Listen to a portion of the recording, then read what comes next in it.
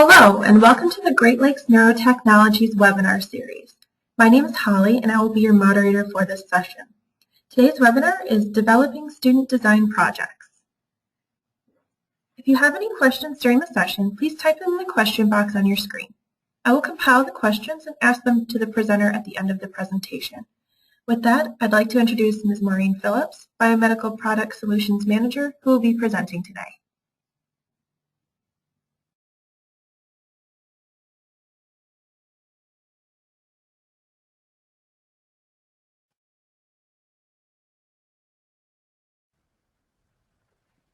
Good afternoon, everybody. Thank you for joining us today for the webinar on developing student design projects.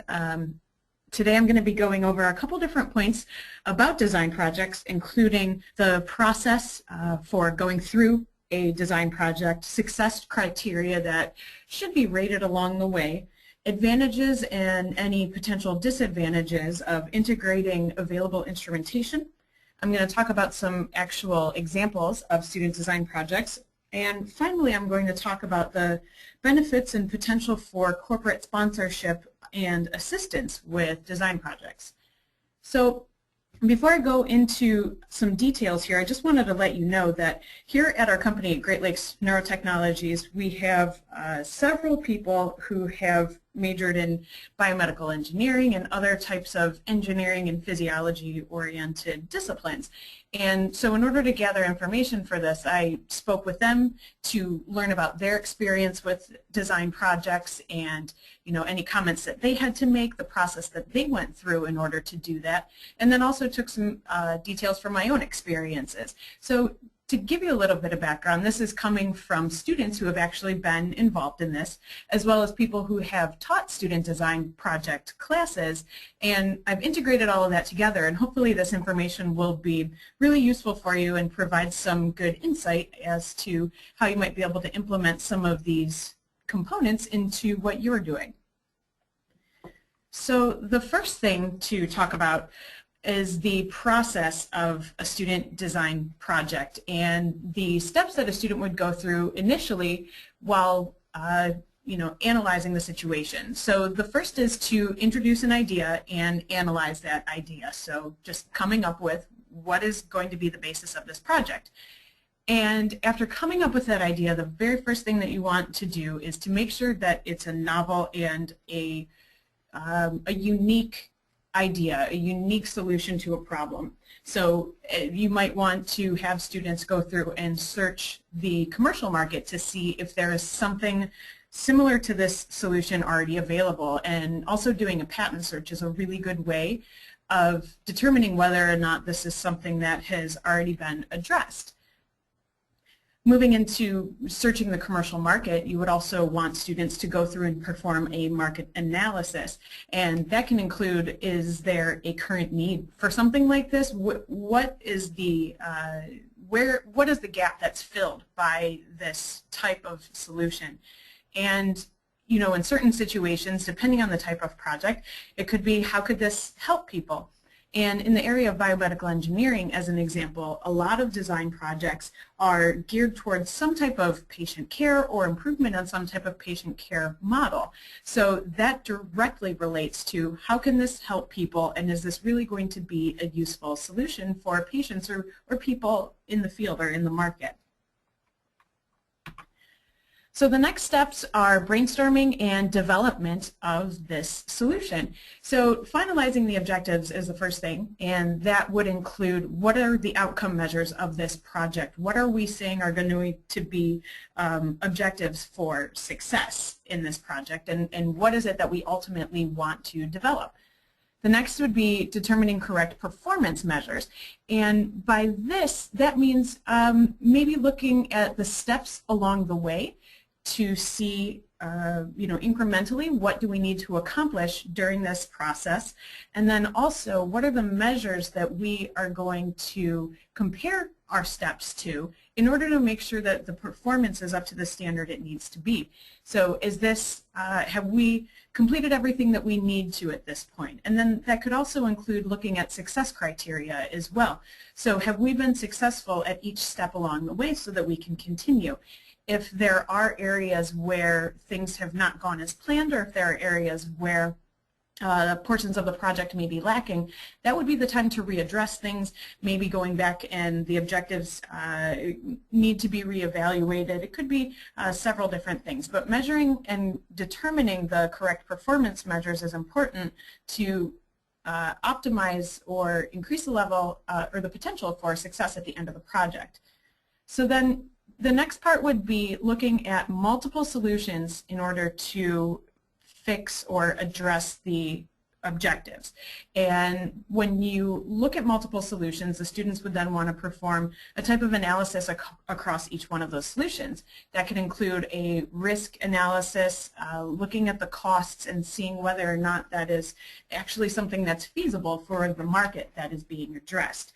It can also include very simple things such as the pros and cons of developing these types of solutions. What is the timeline in terms of development? What kind of available technology can we use? What would we have to develop ourselves? So all of that would go into evaluating the multiple solutions and then finalizing that solution and determining which one the student is going to select in order to continue on with the project. So determining and performing consistency checks are the next component, and that goes along with determining the correct performance measures, because these are the checks that are going to be done along the way to make sure that things are going as planned and things are meeting the correct performance criteria that was put in place. And then finally is validation of the results. So everything that's being done at this point during the brainstorming and the development is the, I don't want to say hypothetical, but just you know, the pre-implementation component might be a good way of saying it. So this is everything. This is all the research going into it. This is what's being done on paper, and determining the entire process from start to finish for the development project. So after this point, there are a few ways in which universities will go for the design project for the students. Sometimes it might stop at this point and a student or student group would use just a type of maybe modeling or simulation software in order to determine the validity of their project and also look at the results of the project. However, sometimes and commonly in more of a biomedical engineering, sort of a technology type application, there will be the need to develop a true prototype. So something that's actually hands-on, where the students would have to implement the entire process and, again, validate the results and the objectives that were initially discussed and determined. So what's nice about actually creating prototypes is that this is something that gets students really excited. So if we're in the situation, going back to something that I said earlier about determining a market need and if this is something that could help patients, actually developing a prototype creates such an impact for students. And I've talked with so many students and saying that they were able to get their hands on something and develop something themselves it just really resonated with them and gave them the opportunity to see firsthand how something how different systems and different solutions can actually work. So the prototyping is what I'm going to be talking about now, where we're assuming that students would actually be going beyond just maybe the simulation point. So for prototyping, what I want to talk about now are the points of instrumentation integration.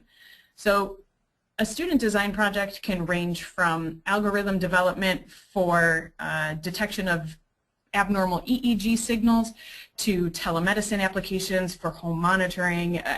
It could be so many different things. And what's a first good thing for a student to look for would be whether or not there are commercially available tools that could assist with the startup of this. So going to the example of the EEG measurement and development of detection algorithms, it might be beneficial for students to look for available EEG devices to record the data, since the novel component of the project is really the algorithm development. So using a commercially available tool is something that might help students get started and really help them move along with the parts that aren't really the emphasis of the project.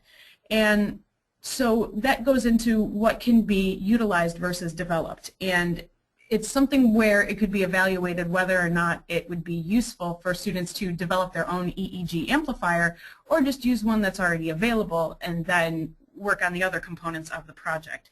The same thing goes for if somebody was working on a telemedicine application. One example might be for home monitoring of stroke rehabilitation. So monitoring upper extremity rehabilitation, let's just say that, somebody might want to measure EMG to look at whether or not the activation of certain muscles that have been paralyzed is increasing, if certain types of rehabilitation and therapies are actually working. So EMG might be a signal that would be measured, as well as potentially motion on the arm as well. So there are many commercially available EMG systems and many commercially available motion sensors that could be used, and that can just help speed up the time of the design project instead of having students start from the very beginning. However, it depends on the curriculum and it depends on the endpoint of the project as to whether or not this is going to be an option. So what I have pictured on the screen there are two devices that we offer here at Great Lakes Neurotechnologies. The first is the BioRadio. Some of you may already be familiar with this. It's a wireless 8-channel physiological monitor. What's nice about the BioRadio is that we have a lot of customers who are already using this in a teaching application within their universities. So we actually have a lab course software application developed around the BioRadio that teaches students about data acquisition, signal processing, physiological monitoring, etc. So then students will take the BioRadio itself and then implement it into a design project. So they're already familiar with the equipment, they are already familiar with the physiological monitoring and how to use the systems. The other option here is just a very small wireless motion sensor that we offer. This is the actual size of the sensor here. It contains accelerometers and gyroscopes for measuring three-dimensional linear acceleration and angular velocities. So just examples of two commercially available tools. And the reason I'm bringing up ours specifically are because I'm going to go into details about other reasons that it would be advantageous for a student group to use commercially available tools, because in addition to just having the equipment there are a lot of other components that could be available that would be really helpful to students in getting started and going through the process of the project. So the first thing that I'm going to talk about is actual software customization. So in the examples that I mentioned, home monitoring for stroke rehab or EEG data analysis, for example, again, the idea of the project may not be hardware focused, but it's software focused. So using commercially available options and using and integrating instrumentation could also help with the customization that's required through software. So the example that I'll bring up here is that for that motion sensor and for the BioRadio, we offer an SDK, a software development kit, that allows for custom design of real-time acquisition software applications using the BioRadio. So instead of having to use the software packages that we provide with the system, students or researchers or whomever can design their own real-time applications using Windows 32-bit.NET applications. So what's nice about this is that there's already that link with the BioRadio and with the motion sensor that connects the hardware component that's already available to the custom component of the student design project. And I've got some applications that, or actual examples that I'm going to show you toward the end of the presentation of how this has been actually used. So with the development kit, it's a free download that we offer from the website, and there are a few requirements to be aware of with the development kit. As I just mentioned, it requires a Windows 32-bit development environment, and it needs to be used with a software application that's capable of linking files created with Visual C++ or the C++ builder. And the two, or actually 3 very common examples of this are LabVIEW, MATLAB, and C#. And LabVIEW and MATLAB especially are really common software applications used in an engineering instrumentation type application. So what we've done is we've emphasized those with the software development kit that we offer, just because we know that they're very commonly used. So again, going back to using currently available instrumentation, what we've done with our BioRadio and our motion sensor is we provide the software development kit with the files necessary in order to customize a data acquisition application with our device. But then in addition to that, we also offer example code that it gets students started, it gets students up and running. So instead of just having to start from scratch with LabVIEW or MATLAB or whatever application is being used, students can just start with this very basic, very vanilla example code that we provide.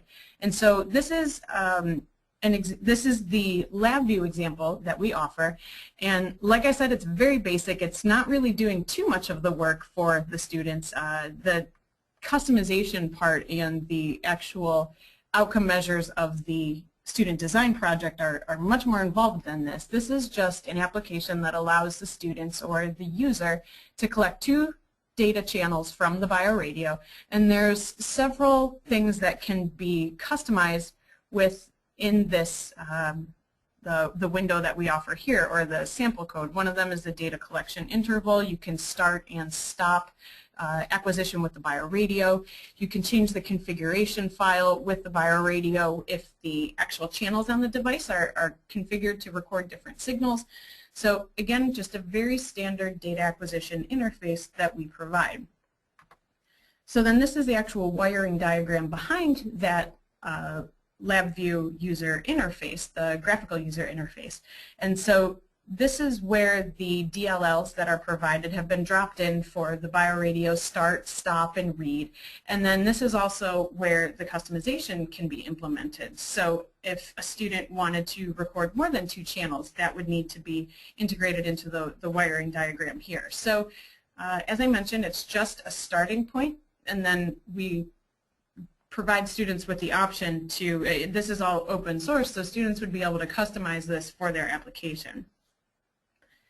And again, as I mentioned, since LabVIEW and MATLAB are 2 very common applications, we also give MATLAB example code. And I know this is a pretty boring slide because MATLAB doesn't look quite as cool on a screen as LabVIEW does, not quite as graphical. But again, it's the same thing as with LabVIEW, where we get students started with starting and stopping acquisition from the BioRadio, reading data from the BioRadio, and then give students that open source code in order to add to it, in order, I just said in order twice, give students the opportunity to add to that to further the project and to add the customization component as to the outcome measures that are desired. So going back, this is another, just a nice example of how using available systems and available instrumentation and integrating that into a design project can be really helpful, because tools are provided that help students get up and running and help students get started. Time can be limited, or maybe even students aren't quite as familiar with LabVIEW, and so having a starting point could be really helpful to them. So a lot of these tools are already available, and implementing them can really help get to the end point of the design project instead of maybe spending too much time on the starting of the project itself. So as I mentioned, I'm also going to talk about a few examples of how students have used our equipment to complete their own design projects. So one example is a group at University of South Carolina actually used the BioRadio recording EMG and was able to develop a custom LabVIEW interface for external control. So 3 channels of EMG from the arm were recorded, and this was used to control a robotic arm. So they actually had a mechanical arm, and using the SDK with the BioRadio, they created the LabVIEW interface, and this is the main screen that they created here, in order to output a control signal to the robotic arm that they were implementing. And it was really neat because they were able to use multiple muscles on the arm and on the chest and the back, sorry, I couldn't think of that, and they were able to use that to control multiple degrees of freedom on that robotic arm. So this is a really neat project that explains several different applications that could be clinical applications. Maybe one is myoelectric prosthetic control that might correlate to that, where you could use existing muscles to control a prosthesis. Another example, which I believe was the focus of this project, was a remote surgical application. So just if there was a surgical instrument that was far away from where a specialist was located, for example, using remote sensing technology like this in order to control an arm that might be able to perform a surgical procedure was the very, very, very initial starting point of this application. So one thing to look at here is comparing the potential of something like this just being simulated and done on paper versus the students being able to do this with hands-on equipment and hands-on support. So developing their own interface and really getting into the nitty-gritty of LabVIEW and understanding how they can develop a control interface, using the BioRadio to control their own EMG, and then actually seeing the result of this project and all of their work where they were able to flex and activate the muscles in their arm to control a robotic arm. So seeing something like that is just so much more, it creates such a larger impression on a student and gets them so much more excited than maybe just going through a simulation would really do for them. So this is a nice example of that. Another student design project that isn't so much on software customization that we worked with a group on was evaluating the feasibility of use of a home monitoring technology for assessing Parkinson's disease. So our company, we also manufacture and have available devices for objective measurement of Parkinson's disease motor symptoms. And what we did with this group was we worked with them to develop an assessment where patients would use our technology and they would look at the ergonomics of it, the user interface of it, to see how well were certain components working and how well were others not. So what they were able to do was test how patients were interacting with the device, how well certain control functions worked, and also suggest areas for improvement. So they were able to put together a nice analysis and a nice report that detailed where were things working really well for the patients, where were things not working very well for the patients. And this correlates to maybe a little bit more of an industry application. So something like this would be incredibly useful for a student who's looking to go into industry, maybe in some type of a medical device application, a company that develops medical devices, because looking at the human interface component of any system is such a crucial part of development. So introducing these students to that and understanding the process that needs to be completed in order to make sure that this is going to be a commercially acceptable device was really great for them to be able to see and to experience. So those are just two examples, and the final thing that I want to talk about is involvement by, I guess corporate involvement maybe is a good way of saying it, and whether it's sponsorship or just assistance with student design projects. And so what I mean by that is here at Great Lakes Neurotechnologies we have a very versatile staff and group of employees, which is really neat for us. We have a biomedical engineering research group, we have a hardware engineering group, firmware engineering, software engineering. We run across the gamut, and then we also have a commercial side for sales and marketing and customer support. And so what we've done is with our customers, BioRadio and the motion sensor customers, what we've done is we've offered partnerships with them to say, we would love to get involved with you and your group beyond just providing you with a device for measuring these types of signals. What we want to do is help your students along the way and really give them some assistance in understanding the link between academia and industry. So providing students with access to a company and giving them insight as to how this type of application could relate to industry and how things work when you're going through these same procedures, but outside of the classroom and outside of an academic setting, can be really important and can really provide some insight to students just about how things work outside of just this project, and maybe help them to understand considerations that they hadn't initially thought. So what we've done with a lot of our customers is we will provide them with examples of student design projects that we would be able to support for them for the coming year. And the students can then review these examples and see which one they may want to tackle. Each one of these represents a current market need, and they're also projects that we know that we can support and assist with along the way. So one example is telemedicine for reduced healthcare costs. I mentioned earlier home monitoring of stroke rehabilitation and looking at the efficacy of different types of therapies. That could be an example of telemedicine. And since we do have a division, an area of the company that focuses on movement disorder research and development for systems for movement disorders, this was a perfect application for us because we have the expertise in order to assist students with a project like this. And so the areas that we would be able to support include assisting with just getting up and running. Maybe students need an extra sensor or some additional equipment in order to complete this. A lot of times we can loan out that equipment in order to help reduce cost with the project itself. As I mentioned with our BME research group, our engineers that are all here and available, we're able to support students along the way with the project too. Let's say they have some questions about the software development, the actual integration of our device with some other type of device, and the algorithm development for external control. We can assist with that if questions arise.